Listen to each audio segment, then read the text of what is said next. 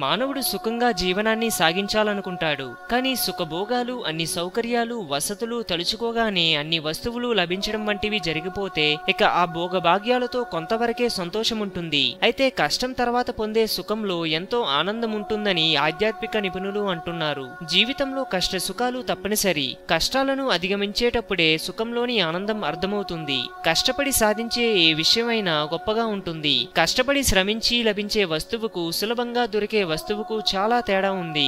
ఇంకా ప్రతి మనిషి పుట్టుక ఒకేలా ఉన్నప్పటికీ చిన్న చిన్న సమస్యలను కూడా కొందరు పెద్ద సమస్యగా భావించి తెగ బాధపడిపోతుంటారు. కొందరు మాత్రమే జరుగుతున్న ప్రతి సంఘటనను ఒక అనుభవంగా మార్చుకోగలుగుతారు. మనిషి జీవితకాలంలో కష్టాలు సుఖాలు ఎదుర్కొంటూనే ఉంటాడు. ఎదుర్కొనే కొద్దీ జీవితం గడపడానికి సులభమవుతుంది. కష్టంతోనే సుఖాన్ని పొందవచ్చని తెలుసుకోగలిగి ఆత్మస్థైర్యంతో ముందుకు సాగిపోతే జీవితంలో ఎటువంటి కష్టాలనైనా ఎదుర్కొనే విజయం సాధించగలమని ఆధ్యాత్మిక నిపుణులు సూచిస్తున్నారు. అందుచేత కష్టాలు కలిగినప్పుడు బాధపడే కంటే ఆ కష్టాలను ఎలా అధిగమించాలనే దానిపై శ్రద్ధ, కృషి పెడితే తప్పకుండా జీవితంలో విజయం సాధిస్తారని ఆధ్యాత్మిక పండితులు సలహా ఇస్తున్నారు. హిందూయిజం గురించి మరెన్నో గొప్ప గొప్ప విషయాలు తెలుసుకోవడం కోసం మా ఛానల్ని సబ్స్క్రైబ్ చేయండి. ఈ వీడియో మీకు నచ్చినట్లయితే లైక్ చేయండి, షేర్ చేయండి.